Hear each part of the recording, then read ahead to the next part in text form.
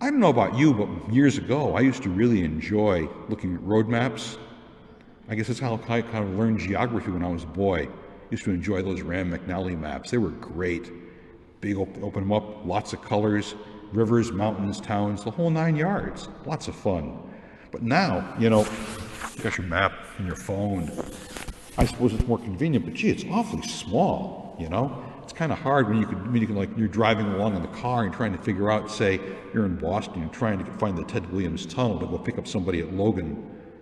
Or that can be distracting all by itself. Or maybe you're driving through the North Country a little bit and it's a nice October afternoon and you're driving around the Glens Falls area and you're distracted by all the balloons because it's the Adirondack Balloon Festival. All these beautiful hot air balloons are all over the sky. Or maybe you're driving and there's a magnificent sunset or there's this tremendous thunderstorm going on, thunder and lightning. And while you're driving, it's all you can do to just not take in just the grandeur of a thunderstorm like that. All these things going on. And oh, by the way, you're supposed to get off at exit 21B, right? And all of a sudden, those exits just zip right by, or actually maybe you zip right by them. But that's how that goes. Sometimes we know where we're going, we've got directions, but we just lose track of them. Isn't it interesting that on this Feast of the Ascension, we have this reading here, Paul's letter to let's say we have this reading here from, from the Acts of the Apostles, which is Luke.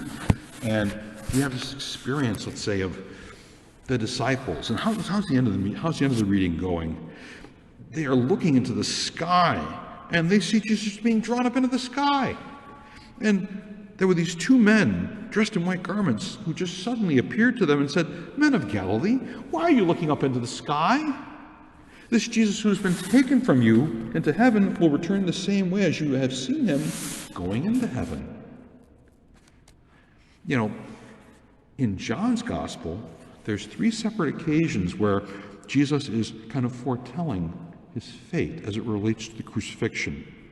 And then 3 other times that deal with his returning to his Father, and together the Father and the Son sending the Paraclete, the Spirit, to be with them. So his crucifixion and the Spirit coming are both foretold a couple of times, but somehow the disciples missed the directions. Maybe they were paying attention, but they were just caught by that vision of Jesus going up into the sky, and they completely forgot everything. Maybe we can be like that a little bit too.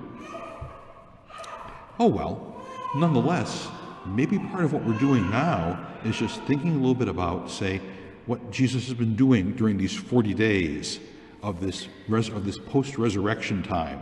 And in this time, we've been listening, say, intently to the Gospels on weekdays and weekends, and Jesus has been shaping and forming and continuing to bring the disciples into a place where they can truly be his people in the world, to kind of help to mediate his gifts, his grace, his love, his wisdom among the people. And more, the disciples are kind of rounding into shape, I would imagine.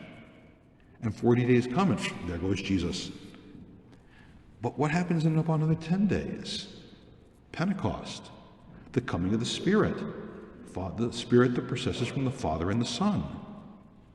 So during this in-between time now, these 10 days, let's think a little bit about, say, the ways in which Jesus has permitted us to walk with him and to give thought to during this Easter season, this post-resurrection time.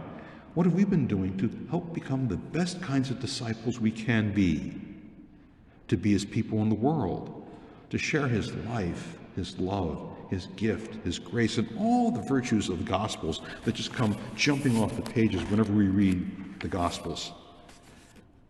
All these good things going on, even in the midst of a bit of distraction here or there, or maybe put differently, even in the midst of not our understanding it as perfectly as we wish we could. But nonetheless, Jesus thinks the disciples are ready, and Jesus entrusts us with all these good gifts too, that we can go and be his people in the world. Hey folks, in these next 10 days, let's think about what that might mean as we make ready to celebrate again what it means to have the Spirit so alive in our lives. Pentecost is just around the corner. And for folks who've been watching their maps, it's closer than you think.